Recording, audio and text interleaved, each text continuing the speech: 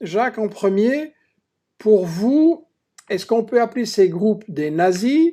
Est-ce qu'il faut remonter dans le passé pour comprendre ce qui se passe aujourd'hui? Qu'est-ce que c'est ces formations d'extrême droite ou fascistes en Ukraine?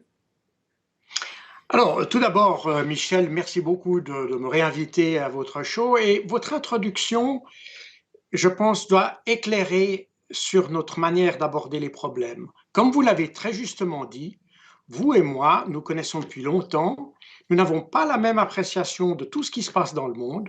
En revanche, nous avons tous les deux la même, le même besoin de travailler sur les faits.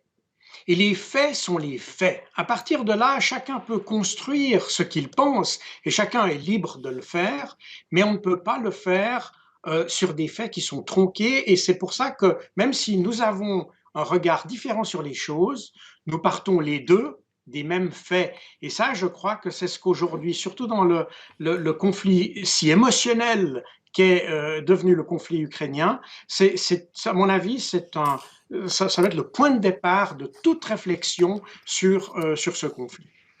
Mhm. Alors, je viens maintenant à votre question. Alors, quand on voit aujourd'hui tout le monde essaye de se rejeter la balle en disant qui a raison, qui a tort. Il n'y a pas de nazis en Ukraine, ils sont tous beaux, blancs, jolis et tout roses. Et puis, d'un autre côté, il y a évidemment les méchants Russes qui passent. Voilà. Alors, je crois qu'il faut revenir un petit peu à l'histoire, nous explique beaucoup de choses. Et l'histoire, moi, j'ai participé, je connais très bien l'Ukraine, je connais bien la Russie, comme vous l'avez dit, je suis responsable du pacte de Varsovie déjà à l'époque de la guerre froide. J'ai été plusieurs fois en Russie depuis, j'ai discuté avec les plus hautes autorités militaires et du renseignement russe sur des questions justement d'intégration avec l'OTAN d'ailleurs, assez curieusement. Et puis, j'ai été ensuite, dans le cadre de mes activités à l'OTAN, impliqué directement dans ces problèmes qui sont liés en fait à ces milices. Et je vais y revenir tout à l'heure. Et pour comprendre ce qui se passe actuellement, il faut revenir, il faut se dire que finalement, on est là, sur la dernière, comment dire, émanation ou resurgence de la Première Guerre mondiale, en réalité. Après la Première Guerre mondiale, l'Empire austro-hongrois a été démantelé et la Galicie, aujourd'hui dans la région de Lviv ou Lvov, a été donnée à l'Union soviétique. Et à partir de là, se sont créés des groupes qui ont commencé à résister aux soviétiques, des groupes anticommunistes, très clairement, anti-soviétiques, très clairement aussi, mais pas seulement. Il faut savoir que la région qui va de la Baltique à la mer Noire, toute cette bande-là, la Pologne et l'Ukraine, c'est les restes de l'ancien royaume khazar, où il y a effectivement beaucoup de juifs. Et c'est dans cette région que s'est développé aussi un antisémitisme considérable. D'ailleurs, les pères fondateurs d'Israël, Golda Meir, Ben Gurion, Moshe Dayan, enfin la famille de Moshe Dayan, parce qu'il lui-même est né en Palestine, mais tous ces gens viennent d'ailleurs effectivement de cette bande, c'est-à-dire d'Ukraine et de Pologne. Pourquoi? Parce qu'ils étaient tout simplement chassés. On est juste après la Première Guerre mondiale, on a vraiment ces groupes extrémistes qui luttent contre tout. Et les groupes qu'on a aujourd'hui en Ukraine sont les descendants de ces groupes Mhm. extrémistes créés dans les années 20. Et ces groupes ont évolué. Dans les années 30, comme vous le savez, il y a eu ce que les Ukrainiens appellent l'Holodomor, qui est pour eux l'équivalent de l'Holocauste, qui a même été d'ailleurs probablement plus important que l'Holocauste, puisqu'on certains disent qu'il y a eu jusqu'à 7 millions de morts, qui était en fait une famine gigantesque, créée par Staline, qui confisquait les récoltes pour vendre le blé à l'étranger et ainsi récolter des devises pour moderniser en fait l'armée rouge. Et pendant cette période, ce qui s'est passé, il y a un phénomène qui est très peu connu, mais qui explique pourquoi il y a cet antisémitisme aujourd'hui très très fort, c'est que ceux qui ont mis en œuvre la stratégie de Staline de confiscation des récoltes, c'était le NKVD, c'était le ministère de l'Intérieur, ancêtre du KGB si vous voulez. Seulement, il était construit, il était articulé selon des structures territoriales, et dans cette région, comme il y avait effectivement beaucoup de juifs, ben, il s'est trouvé que le NKVD était dirigé en grande partie par des juifs.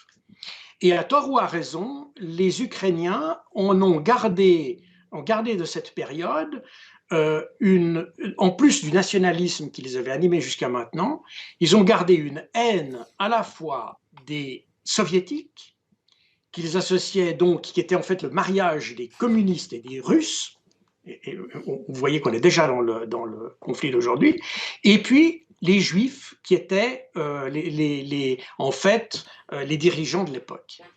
Et tout ça a fait une sorte de mix et c'est pour ça que je n'aime pas trop l'expression nazi, parce que pour moi, nazi, national-socialiste, ça correspond à des critères très précis. C'est un mouvement politique, comme certains mouvements communistes et autres.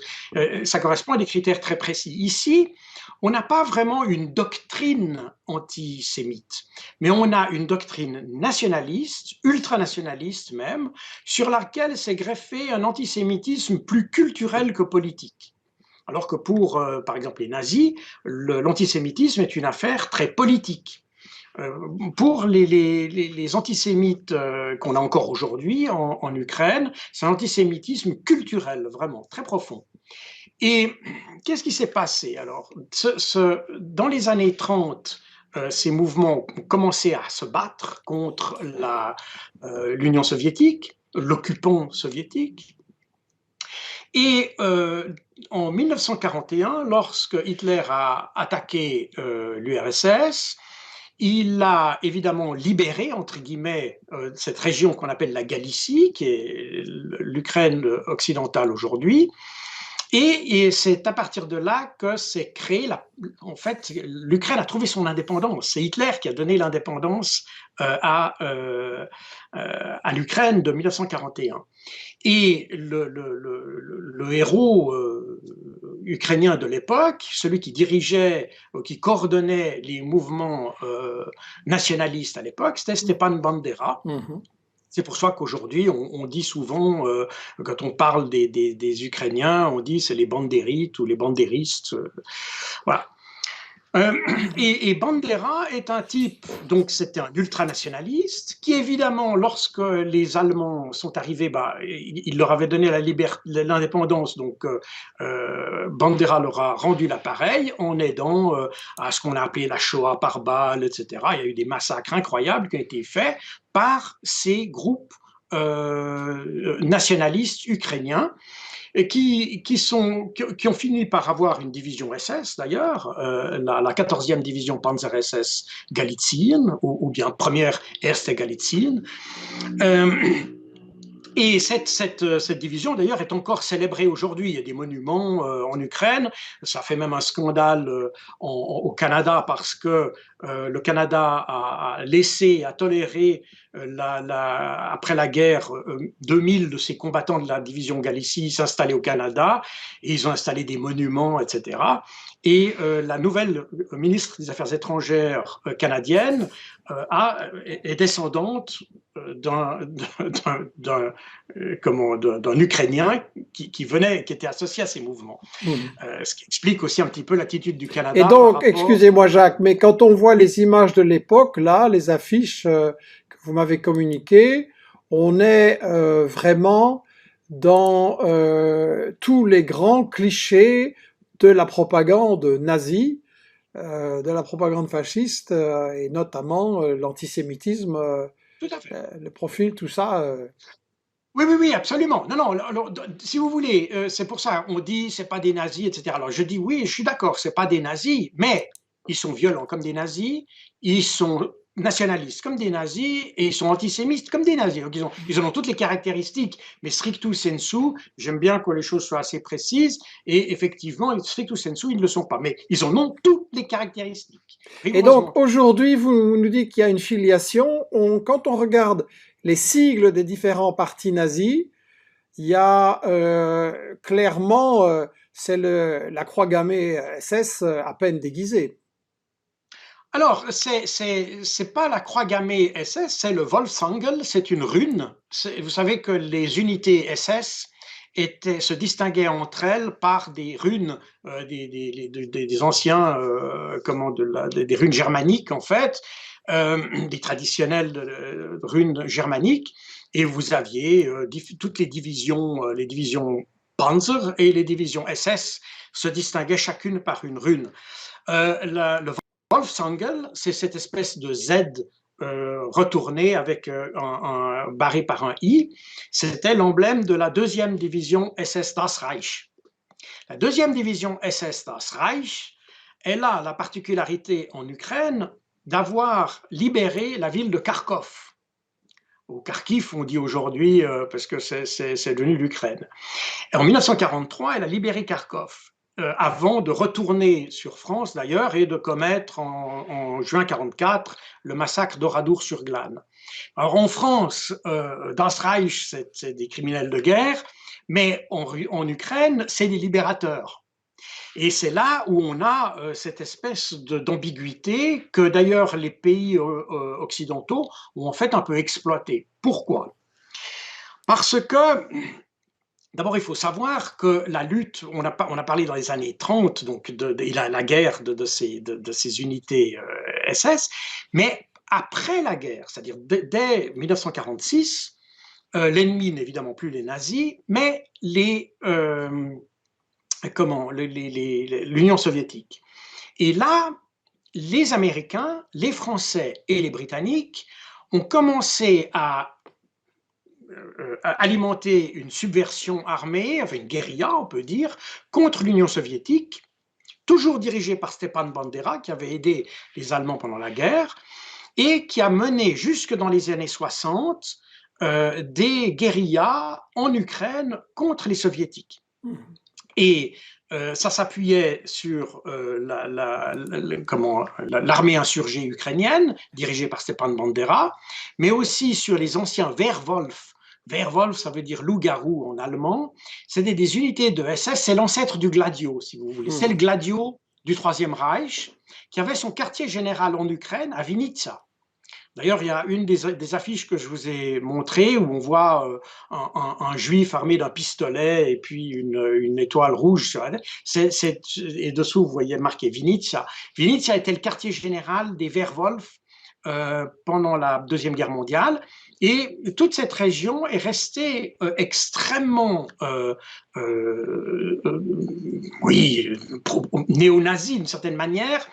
Et les Occidentaux l'ont utilisé contre les Soviétiques. Ça s'arrêtera dans les années 60, en grande partie à cause de la trahison de Kim Philby en Angleterre. C'était cette taupe infiltrée dans le MI6 et qui informait en fait les Soviétiques qu'il y avait des parachutages.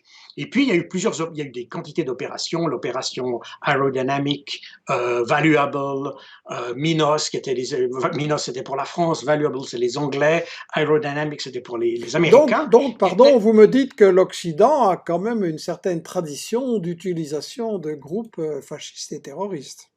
Ah, plus que ça, oui, c'était totalement assumé et les Alliés ont utilisé ça, je vous dis, jusque dans les années 50. Stepan Bandera, lui, a été éliminé après une séance qu'il avait eue avec le Bundesnachrichtendienst en Allemagne, par un tueur du KGB, où il venait de décider d'ailleurs d'intensifier les actions de guérilla en Ukraine. Donc, vous voyez, ce qu'on a aujourd'hui en Ukraine, c'est en fait la continuation de quelque chose qu'on avait déjà jusque dans les années 60. Oui, parce que quand on voit un groupe contemporain comme le bataillon Azov, qui est devenu un régiment Azov, là, eux, ils mettent carrément la croix gammée sur un drapeau ukrainien.